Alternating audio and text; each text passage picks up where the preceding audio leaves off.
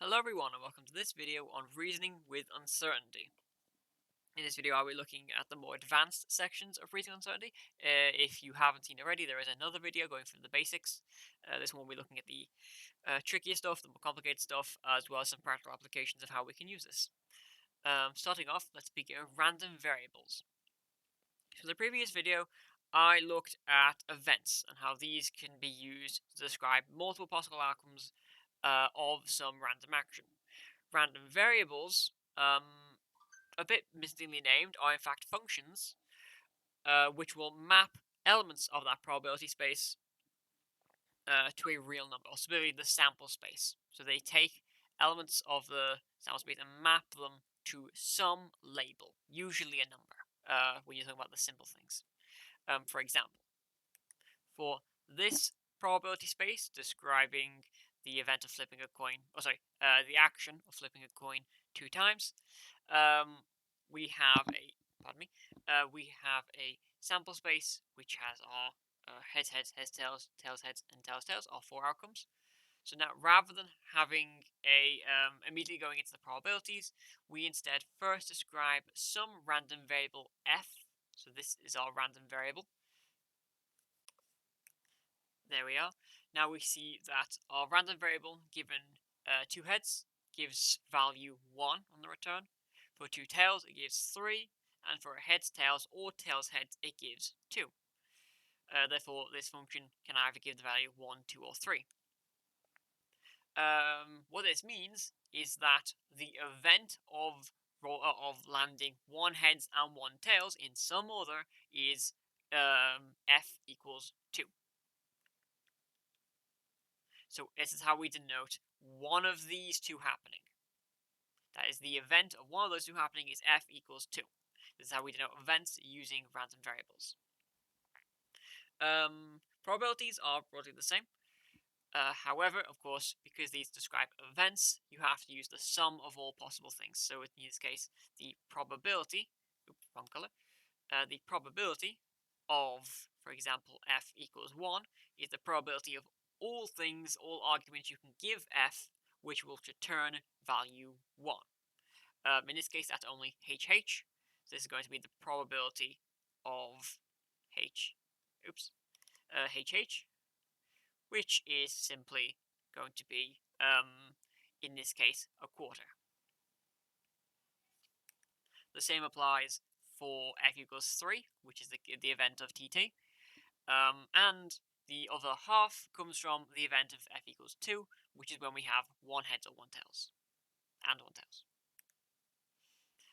Now, if we were to add the restriction that our random variable f must have all of its possible inputs mapped, so it is a bijective function, then we can additionally remove the sample space when we have to define these things, because if every possible input has an output, then we have defined by defining f, we have provided all the information we need for what possible outcomes we have, because that's its inputs. That way we can skip the definition of our s. Sometimes you'll see a bit done anyway for clarity's sake, but this way we don't have to make s anymore, because it is apparent purely through f. If you take the intersection of all of f's inputs, the output of all of f's possible outputs, that will give you your sample space. So through this, you can avoid doing that, which can save time and writing for a lot of examples, because you can then combine this with probabilities directly, as we do here, to sort of shorten the process. If we do so, then of course the restrictions that occur on the sample space must now also occur on your random variable. Each individual probability for every possible r, which is the value it can return, must be between the range 0 and 1. And if you look at all possible r and sum all probabilities, they must sum to 1. You also sometimes see this being an element of your reals dataset. Again, this is if you're using reals as your return value. You don't have to. You can have these return other worded labels, in which case you would probably reference, in that case, a sample set, or use some other notation. Point is, it has to follow the same rules as before. Now, if we want to use some extra notation, when talking about set operations, it's not quite the same as events. If we have a complement, for example, then our way of denoting the event not happening, so a random variable not returning a particular thing, is simply f equals r with the not symbol, the complement symbol. In this way, we have the event of f not happening. Or in other terms, in a mathematical sense, using a second structure, all values s from our sample space for which f of s does not equal r. So we can denote a complement. What about conjunction? And. In this case, you no longer use the regular and symbol.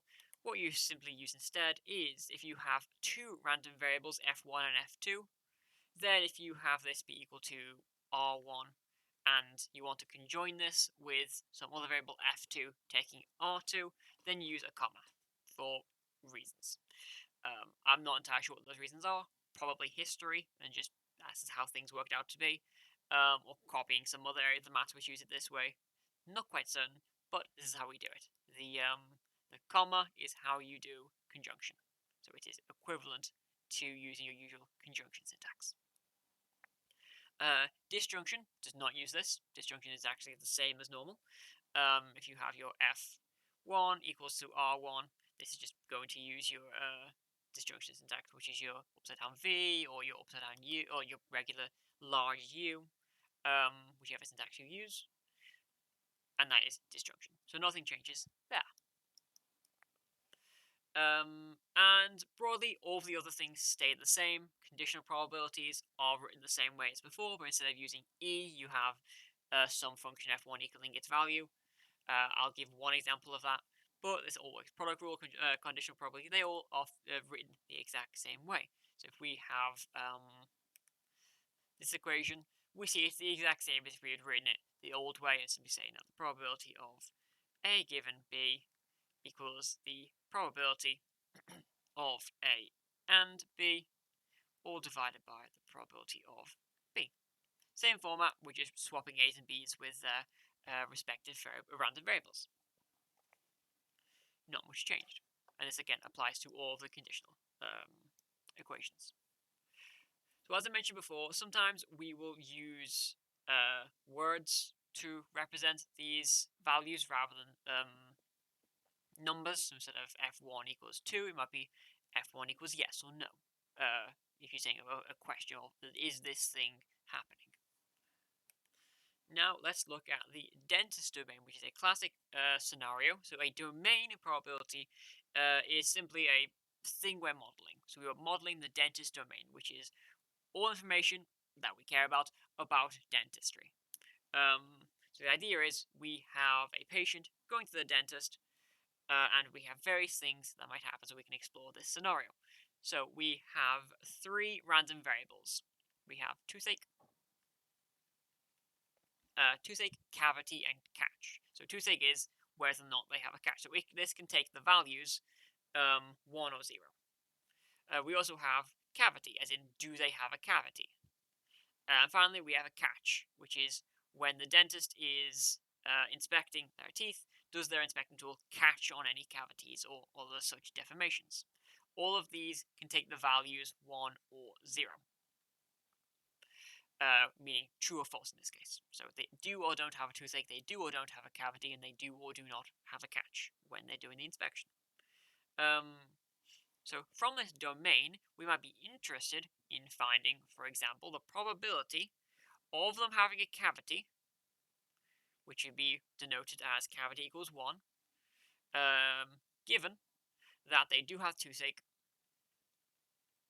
and there is a catch. Oops. Okay, what I've just done there is a common shorthand is to exclude the equals 1 if it is for a Boolean thing, where if you have it, that means it's 1. Can only be used in certain scenarios, but this it's become muscle memory at this point to use it. I'll use the longer form, so cavity 1, toothache 1, catch 1. What's the probability of them having a cavity if we know they have a toothache and there was a catch during the inspection? How could we find this? This would be an example of what we'd want to find during this dentist domain. Now, we're exploring how we can use these things a little bit later, but we just want to get this groundwork done now, some terminology and such things, because this example will come up fairly several times during the rest of the video.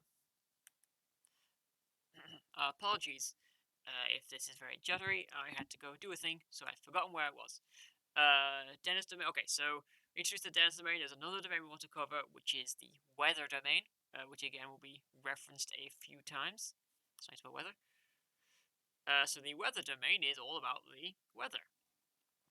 This is an example of how we can have labels in our random variables values. It's also going to be an example of what's called a probability distribution. So if we have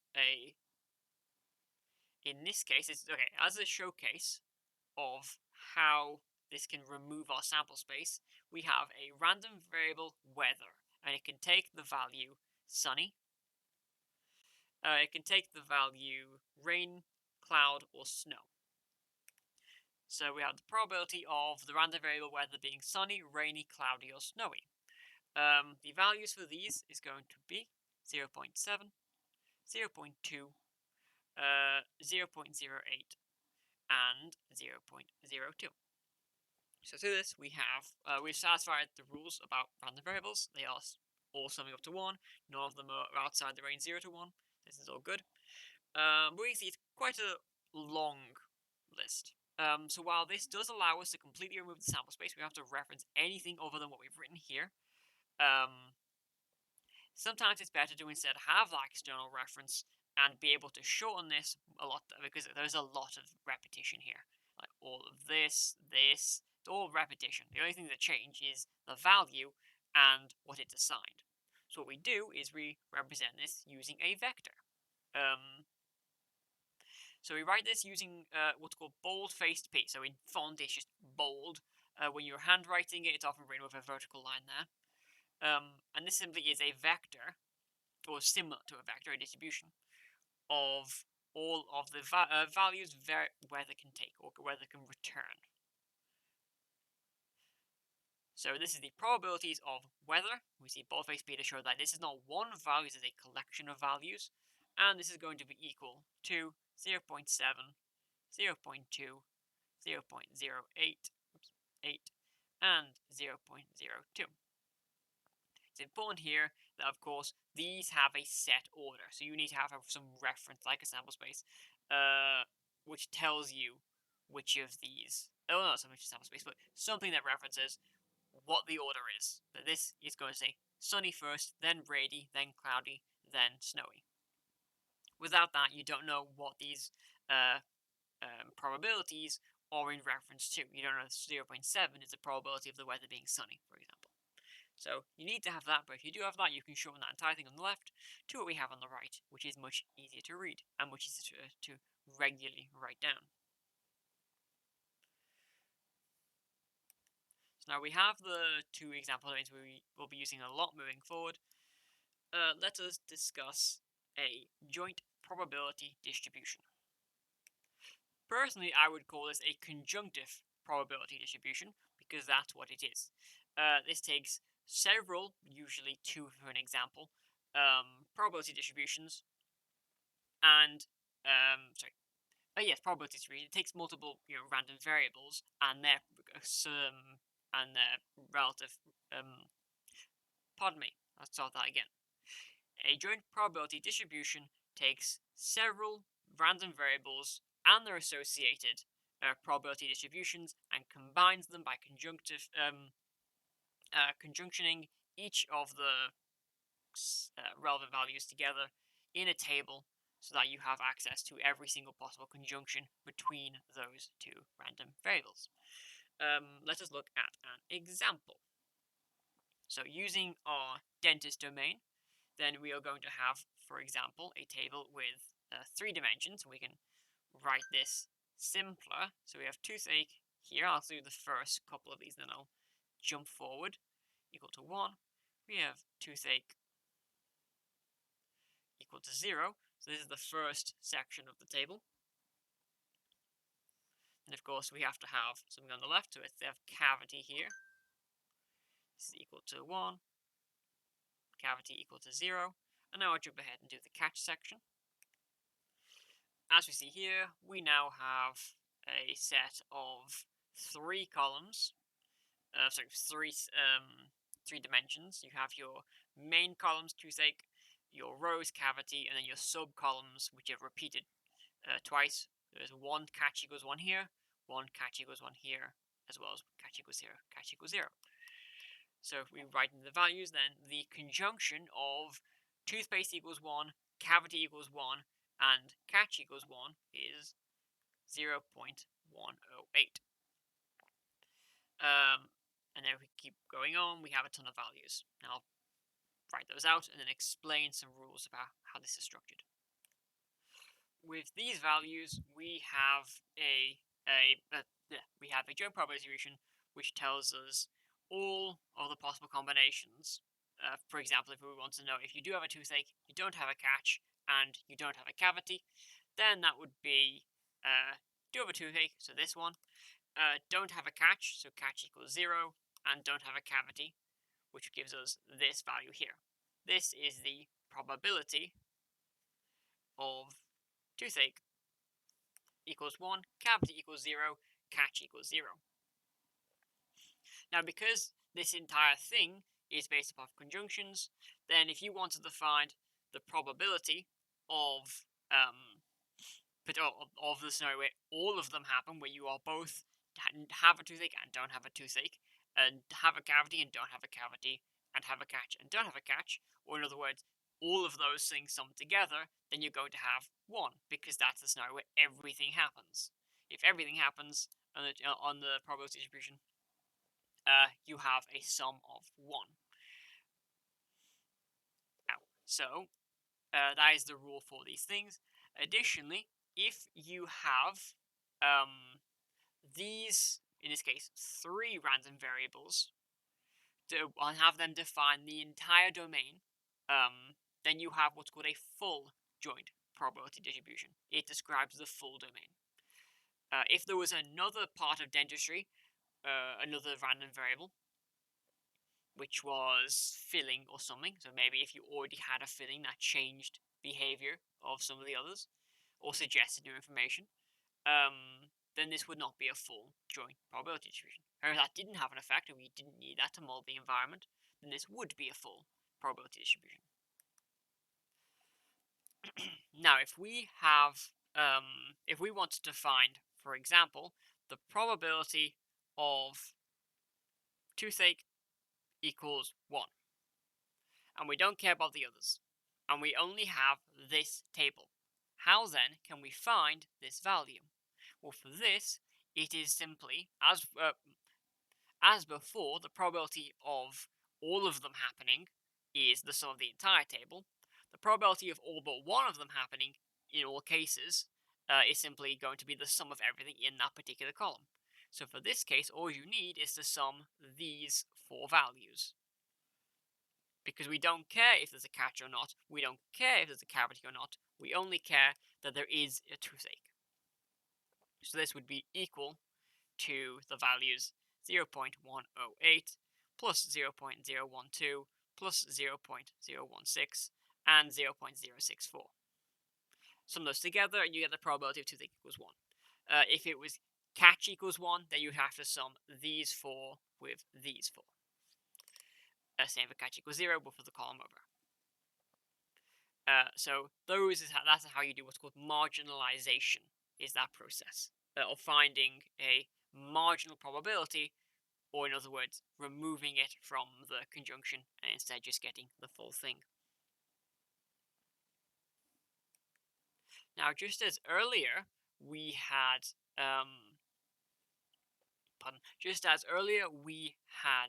a bold-faced P to represent a distribution of all things together when we were talking about our weather scenario, we can also use the same bold-faced P here to talk about this table. And in fact, this entire table is defined as the bold-faced P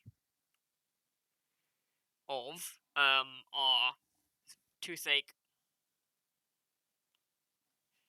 cavity, and catch. And notice I am not giving these values because you don't when you're using these distributions, because it is for all toothache 0, 1, cavity 0, 1, catch 1. This is the distribution. So this is equivalent to what's on the right. This produces this table as an extra bit of syntax. So if we move forward onto what's called probabilistic inference, we have similar syntax, being that if you had some distribution of this, we might want to find, where is it? There it is. P of cavity and catch, which is going to be equal to the distribution of cavity given catch. Given catch. And again, notice these are bold-faced P, so I'm not giving these values.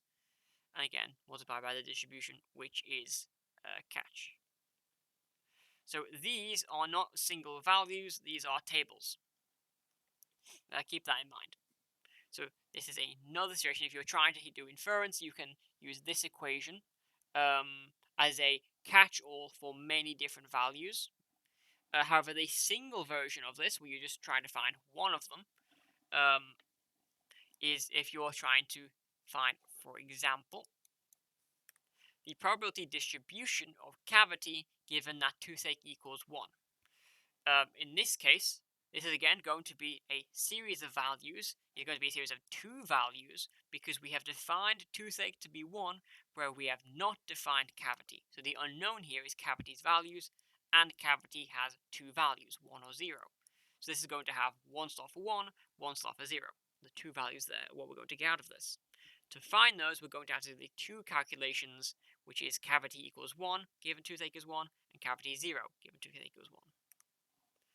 What are the equations from this? Well, if we arrange this scenario up here, or just in general, if we were to divide by this second case, then we have this, and that's what we're trying to find. So what we have is that this is all equal to the probability of, in this case, cavity equals 1 toothache, of cavity equals 1 given toothache equals 1,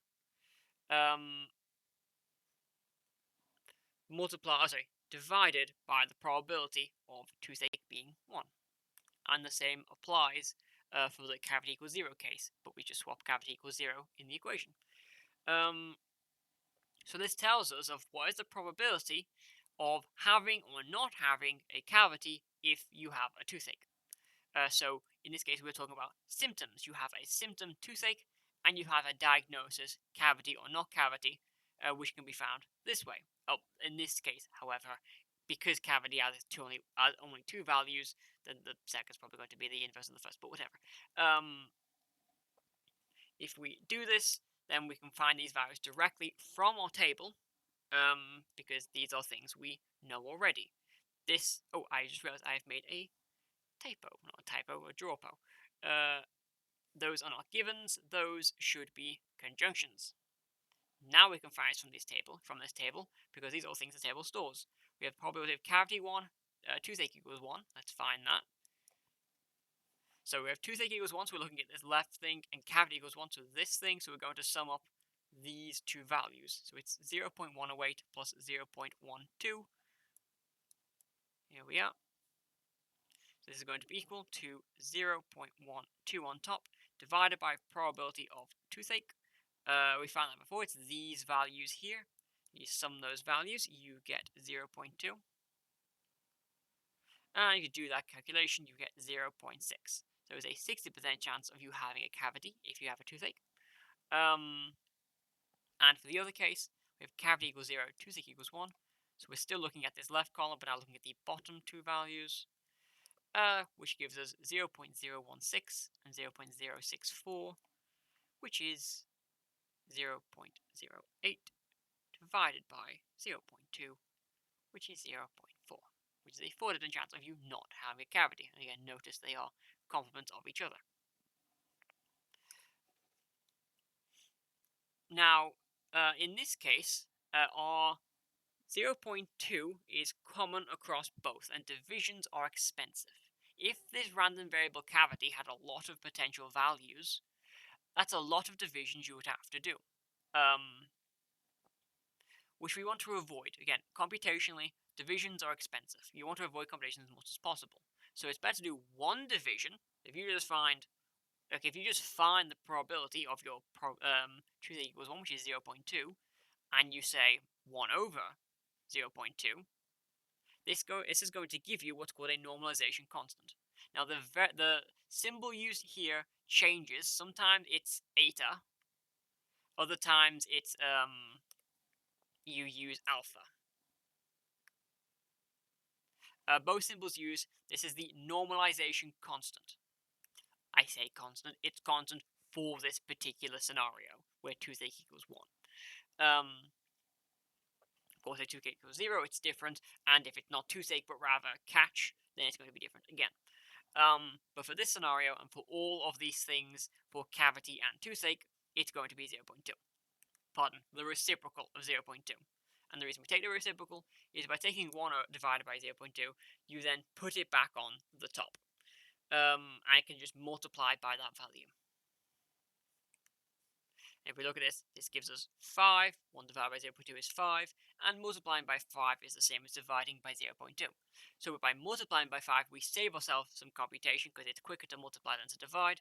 And in all cases, all we do is replace our this section with an alpha or an eta here, representing 5. You just multiply by that instead. Like so. This just saves us some computation. So as an optimization, this is often done. And sometimes what you'll see is this alpha be written directly onto, where is it? Our boldface over here. So you can pre-compute these normalization constants for each of them, know which one you're using, and then apply that in a scalar multiplication of a vector style approach, where you apply that scalar multiply on each of the elements. I'll apply that because what we have up here is basically, a giant matrix. So where to go? We have a giant matrix. We just do matrix math, which is fairly efficient, especially on a GPU. So tons of optimizations to make this more approachable. However, even with all that, we still quickly hit the combinatorial explosion.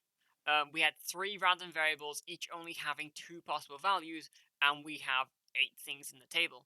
With more random variables, which is definitely reasonable for a real-world domain, with more than 2 things, which again, reasonable. Binary is a common one, but there's many more which will have those things. Again, weather, for example, had 4. So as we go on, this is going to get very, very big very, very quickly. So for that, we need to find a way to simplify things. And for that, we will move on to conditional independence.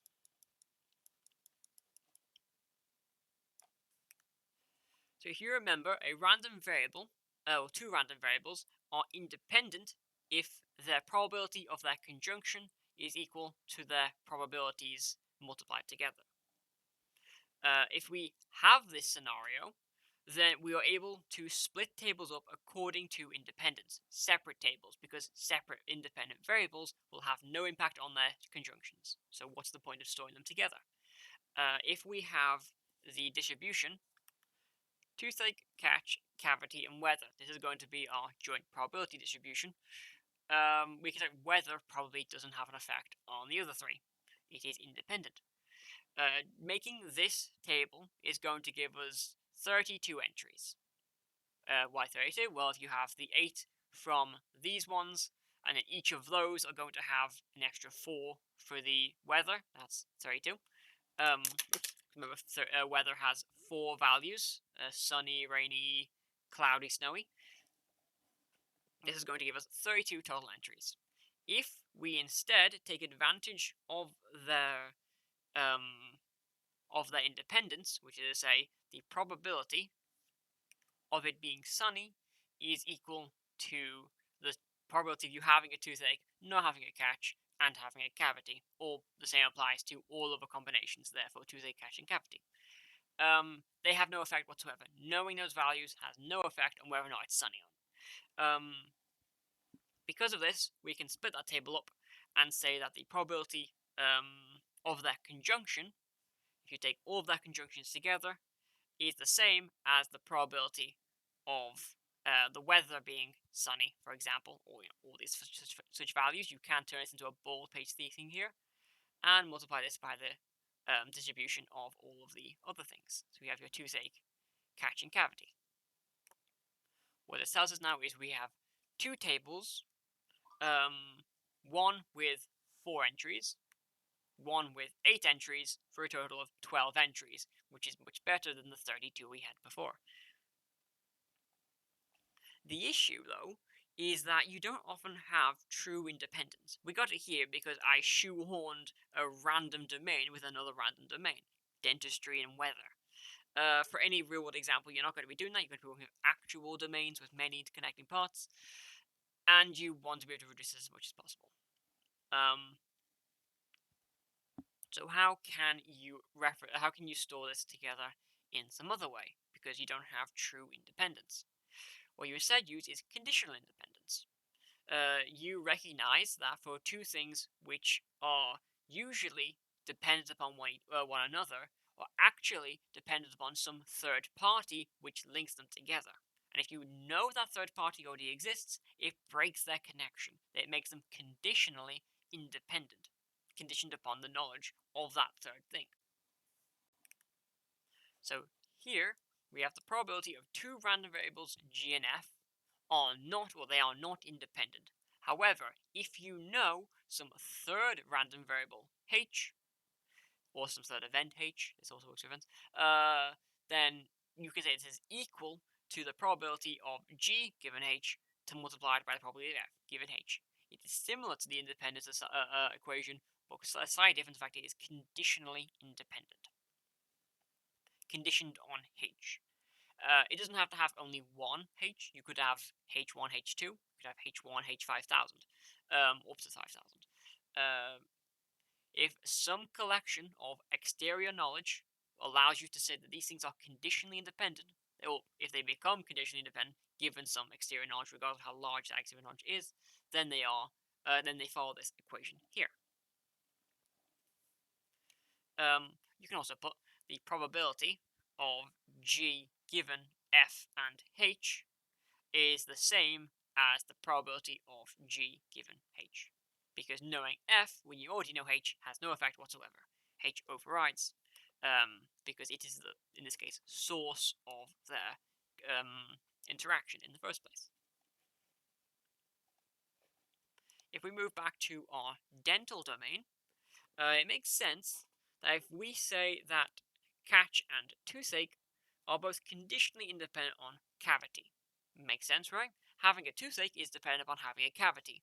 Having a catch is dependent on having a cavity. Cavity is the source. However, if you don't know if you have a cavity or not, then if you have a toothache, it's more likely for you to have a catch because something's clearly wrong. And if you have a catch, it's more likely to have a toothache for you to have a toothache because something's clearly wrong. And if you have something wrong with your teeth, it hurts. So those things usually are dependent. Knowing one lets you reason a little bit more likely that the other is going to happen. However, if you know you have a catch or don't have a catch, that's going to remove that dependence. Knowing them isn't going to then change anymore, because if you have a toothache and you know you have a cavity, then that's not going to change your opinion on having a catch, because, well, you have a cavity. You know there's more likely to be a catch. That breaks the chain which forms their dependence.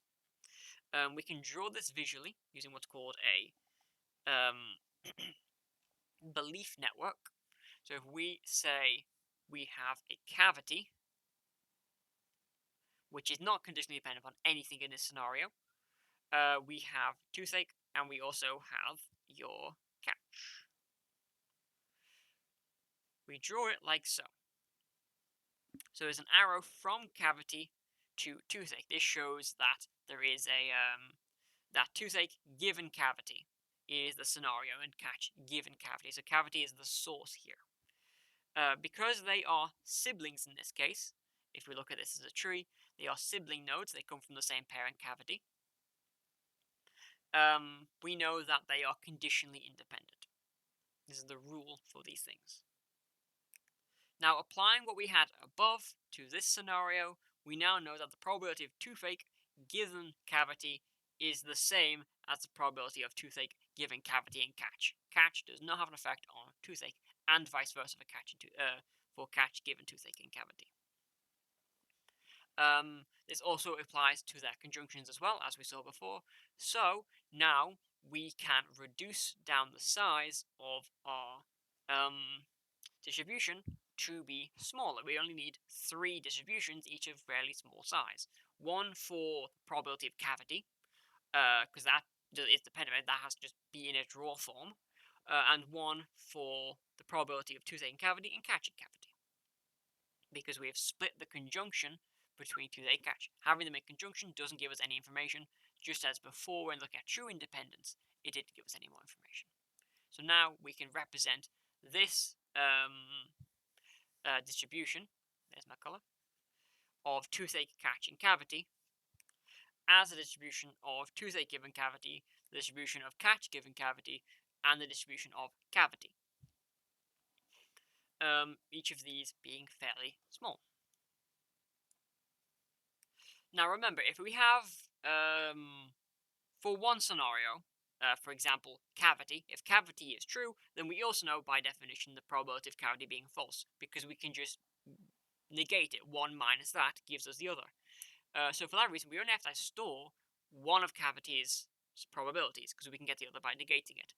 And for these two, these would normally contain 4 values. But those 4 values are each going to have, for example, you're going to have 1 for 0, 0, 1 for 0, 1, 1, 0, and 1, 1. Those come in pairs. And if you know, for example, that catch is 0, then just by having, for example, 0, 0, you can negate it to get 0, 1, and for 1, 0, and 1, 1, by having 1 negating to get you the other. So you only actually need one of each of those pairs. That gives you 2 values for this one, and also for the same reason, 2 values in this one. We've gone from 32 to 12 to, well, okay, in this case actually we don't have weather involved, so we can't quite say that, make that comparison, pardon me, but we still have this down to 5 values, when before this scenario had 8. Which isn't a major scenario, but a major reduction, but at the same time, we only had 8 in the first place. With a much bigger scenario, there will be larger gains in the amount of space optimized. In more complex things, it would be more pronounced. Pardon me, my throat's very sore. So let's look at some more information on belief networks. So as a definition, let's look at how to find how to convert a belief network into that joint probability distribution we had before. So if you wanted to find all of the values for that, all you have to do is find the product, with capital pi here, for every random variable in your belief network, and we have to find the distribution of that given that f, given the parents of f. So in this case, to find these things together, you have to find the probability of toothache multiplied by, of toothache given our f, which is, by the way, this one. The parents of toothache, so toothaché's parent is cavity, so it's toothache given cavity. For catch, it's the same thing. And then multiplied by cavity given its parents, it has none, so it's given nothing, so it's just this one. You multiply those together and you get this. So this is the generic form of how to calculate this scenario. Of course, you have to there is an order to how to write the names, the random variables. There we go, forgot the name of them. In a belief network. The idea is you want to write them sort of top to bottom, as it were, or sort of least conditional dependence to most conditional dependence. The important behavior property you have to maintain is that for all of your random variables f through your fn, then for all pairings I and j, you want to be able to say that if fi is conditionally independent on fj, other way around, if fi is, so if fj is conditionally dependent on fi, remember, is the end of an arrow, which is the child, which is the source of the conditional independence. For example, up here, toothache is conditionally independent of cavity, and at the end of the arrow coming from cavity. So same here, fj is conditionally dependent upon fi. For every pair such as this, then you can also say that I is less than j. So you order them so the things which are the dependent must go after the things they are dependent upon. So for example, in this case, you could order this as cavity, toothache, or catch, and also cavity, catch, toothache. The last two don't matter because they're not independent. They're not conditionally dependent on each other. No arrow. So their order doesn't matter, but they must both go after cavity because they're both dependent upon cavity. That's important. So there's that about how to order these things. And also, if you take, if you wanted to get the full probability distribution, it is just the case of multiply those things together, and that gets you it. So take all of your things up here, and that will give you all the values for your distribution. Of course, you'll have to do each combination individually. There's just the vector form, which allows us to write it neatly. You have to do every single calculation. So that's what we're talking about here. And one final point about belief networks is that by altering the probabilities in each cell, we can actually make them learn. So if you don't know what probabilities should be, by altering them, you can make them learn. And of course, we haven't looked at how to make decisions based off these things yet. That comes in a moment. But with the knowledge that you can make decisions according to these, because of course you can just try and maximize the probability of what you want happening, or choose the thing which is most likely. Then by altering those probabilities, so the thing that you want to happen is the most likely, then you will be able to learn. So you adjust the cells to next time choose the thing you want more. And let's look at a little bit in more detail of that process. Wrong color. So expected values. That's a very fancy name for a weighted average. If you think of dice, or a die, you roll a die. Each thing has the chance of rolling 1 over 6. So chance of rolling a 1, 1 over 6. Rolling a 5, 1 over 6. The expected value then is what you would expect on average to roll from a dice. If you were to roll a die 10 times or 100 times and average out all of its rolls, what would the average roll be? How can we calculate this? Well, it is fairly simple. If you just take 1 over 6 plus 1 over 6 plus 1 over 6. This is the probability of each of your outcomes happening. So this is the probability of rolling a 1, a 2, a 3, a 4, a 5, and a 6.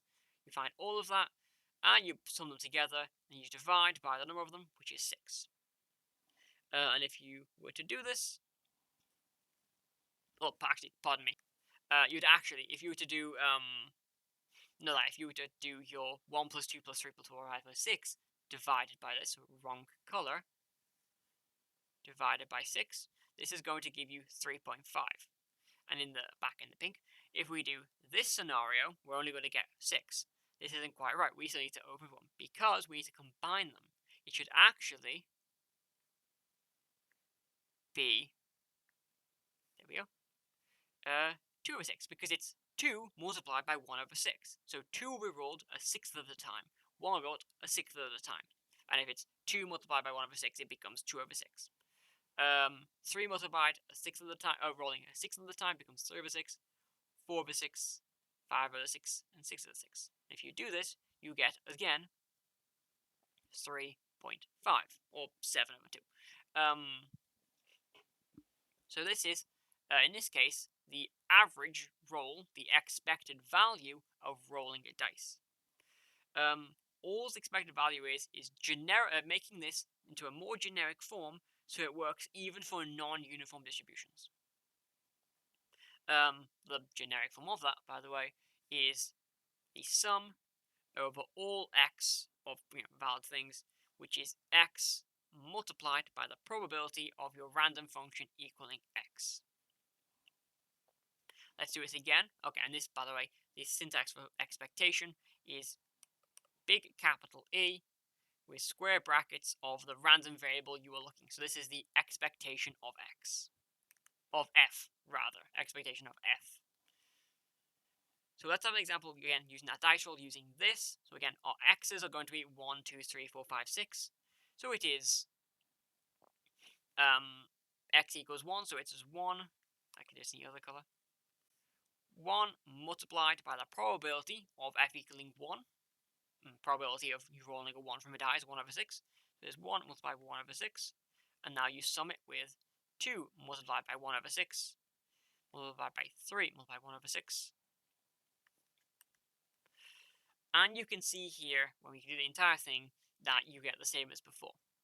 And hopefully it's fairly obvious that if we had a non-linear distribution, or a non-uniform distribution, rather, you would have a weighted average. So if, for example, the probability of rolling a 2 wasn't 1 over 6, it was actually 2 over 6. And this dice was incapable of rolling a 3. Actually, just want to make sure that doesn't cancel out. Rolling a 4. That should be sufficiently different. So then it is now 4 multiplied by 0 over 6, or 0. So it cannot roll a 4, and it's twice as likely to roll a 2. If you were to do that maths, it becomes 1 over 6. 1 over 6 plus, in this case, 2 times 2 over 6, so 4 over 6. That's a 4. Plus 3 over 6. Plus, we don't care about the 4. 5 over 6 plus 6 over 6. What you get is the expected value of this dice is actually 19 over 6, which turns into 3.16 recurring, which is clearly lower than the expected value when it was a fair dice. So by making this change, we have changed our expectation. So by manipulating what our probabilities are. So we see this is how we can make a weighted average for a non-uniform distribution. It's the exact same for a uniform distribution, it's just you have changed the probabilities. So again, of course, this works when your outcomes are numerical. You have to also think slightly if you had heads and tails, because of course you can't just take x from say, oh yeah, when this is x. You'd have to have you can't say when f equals head. You have to change that slightly, so you have numerical numbers, which works just by in that case you just have to give them value. What is the value of head? What is the value of tails? Because without that, then what is the expectation of rolling heads and tails so many times? Because heads and tails don't have numerical values; they are concepts. You have to give numerical reading to them. Now, a couple things. Another way of writing this is that the expectation of f is also equal to the sum of x from some sample space. So we're bringing back sample spaces, where we have it is the sum of the f of s multiplied by the probability of s.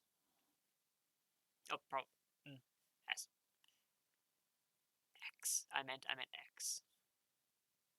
So this syntax works perfectly well as well. Just an alternate form if you have a sample space rather than purely working with random variables. If you have both random variables and that, it works too. And I'm not sure if I've mentioned this syntax, but if you have something which takes one of its things equal to a value, sometimes often you will just put the value in as a shorthand. So rather than doing the long of f equals you just say f of, and then the thing you're putting in. Same as we had here, kind of, but reduced. Okay, so so in this case we are just grabbing directly what is the return of this. So we have 1. So if we were to get heads, what is the return value of getting heads? So in this case, you could say heads equals 1, tails equals 2. Well, you say rather f of heads equals 1, f of tails equals 2. Now, 1 or 2 gets multiplied by the probability of of getting heads or tails. So it'll be 1 multiplied by a half, 2 multiplied by a half. Is how this syntax works, as opposed to the one on the left, which is looking directly at the events and how they work. 2 ways of doing the same thing. Either works, whichever one fits for you and the scenario you're using. Now we have 2 rules. So if we have 2 random variables, f and g, and we also have some lambda, which is a real number. This is how we can sort of scale expectations and how we can some algebra rules for expectation. So we have our f, our g, and some real number lambda. Now let's say we have 2 new random variables made by combining what we have here. First of all, we have the new random variable f plus g. Now this is not saying take f and add it to g. This is the name f plus g. You could also say this of f plus g as, as a camel case type word or a snake case type word. Either works. So I'm going to use quotes here and use the first example. This is the combination of f and g. What then is the expectation of your f combined with your g? How can we know this? Well, if you are simply combine them together, and the definition of f plus g, so if you have your f plus g of s is simply equal to f of s plus g of s, this is the definition of it, then the expectation is just going to be the expectation of f plus the expectation of g. Oops, I didn't put the... So the expectation of g. So through this you have this equation. So if you make a new variable which is adding the random variables returns values together, so whatever f of s is plus whatever g of s is, then the expectation of that is simply going to be the individual expectations put together. So you can sort of shortcut. Rather than finding this entire thing, you could just find them individually and sum them together. In some situations, that's much simpler. Similarly, say we have some new thing which is lambda f. And this is going to be lambda f of s is secretly equal to the lambda multiplied by f of s. So we get our return value by passing in s, and we multiply it by some scalar value lambda. We scale it up. In this case, we have that the expectation of our lambda f is going to be equal to lambda multiplied by the expectation of f. In other words, we can pull the scalar out of f and just do it afterwards, and it works exactly the same. What we cannot say is that if we have some f multiplied by g of s, which says that we have f of s multiplied by g of s, this cannot say that the expectation of our f multiplied by g is not equal to the individual expectations multiplied together. So you cannot say this. Just some simple algebra rules to keep in mind. They're equations. Once you get them down, they can be used in various places to simplify equations or to double check you do things correctly and the like. Now, I believe final thing to do today is about decision making. How can we use expectation and probability and everything covered so far to do decision making? So we have a scenario where we have a random variable accident, and we have an agent which is trying to deliver mail. So it can have it has two possible directions it can take. So it has an actuator, which is direction. It can choose to either go a long way or a short way. Therefore, direction is defined as having two values. You can have either long or short. So it can choose which one of those out. So it is a random variable, but it's also a decision variable, as we can decide whether it is long or short. So we have that power. The agent can choose whether it wants to have the long path or the short path. Now, the short path will increase the chance of accidents, and we're trying to avoid accidents, because accidents are detrimental, they are expensive. The agent can also choose to use a protector. Now, a protector is a random variable which is either yes or no, or has or does not have, which will reduce the incidence of any accidents if they come up, but is also itself expensive. So if you're not going to have an accident, it's better not to have a protector. Finally, we have some utility function, which simply gives a utility, a rating of every possible outcome. So the goal of the agent is to attempt to deliver its package with little accidents as possible. It has to choose which direction and whether it has protectors in order to minimize the issues it has, or in other words, to maximize its utility. Because after all, what a utility does, it wants to get the utility which will maximize the utility out of the utility function. Now, what is utility function? Let me show you the table referencing its values. So this here is our values. So let's read a couple of rows as an example. So we have this one. This is the row that says if you do not have a protector, the agent produces not have a protector, it chooses to go the long path, and it does have an accident. So here, this is like the worst case scenario. It didn't have a protector despite having an accident, so the accident was as bad as it probably could be, and it even went the long way, so it took forever at the same time. So the utility for this one is 0. Couldn't be worse. Compare this to this one, where you do not have a protector. You go the short path, and you don't have an accident. Everything goes swimmingly. Best possible scenario.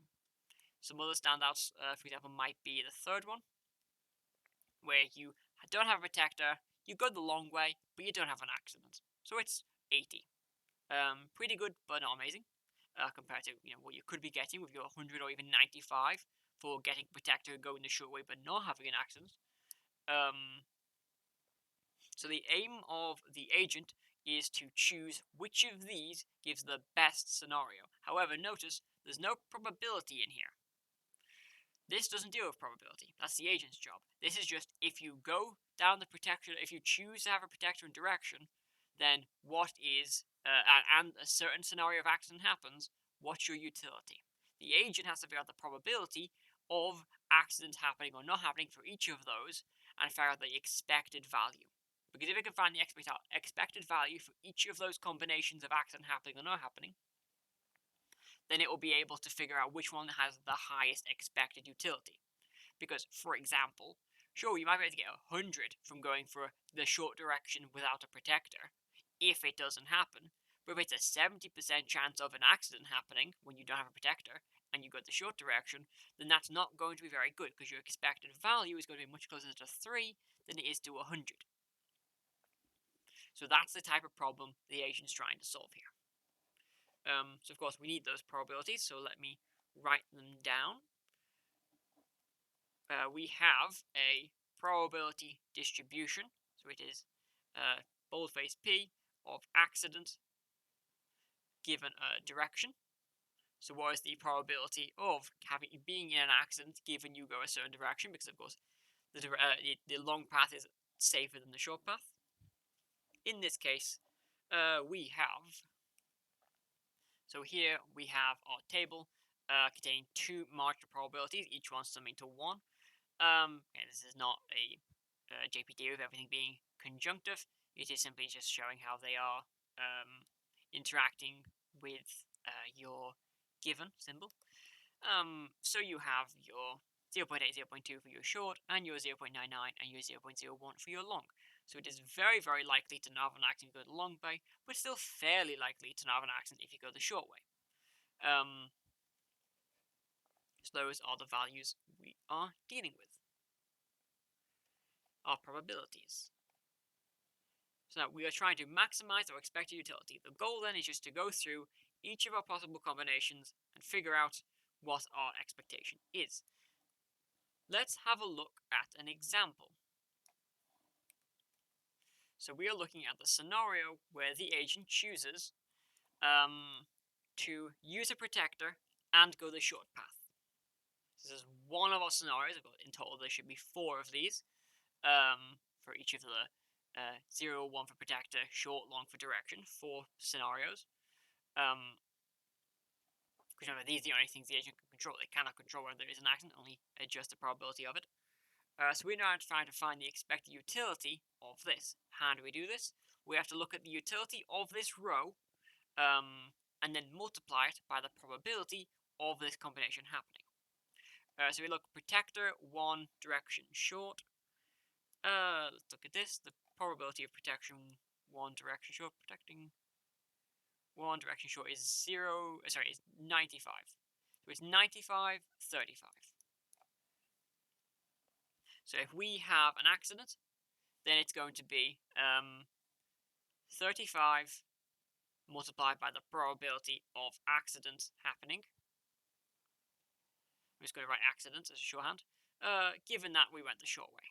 And of course, the protector doesn't change the probability, so we don't need to include that.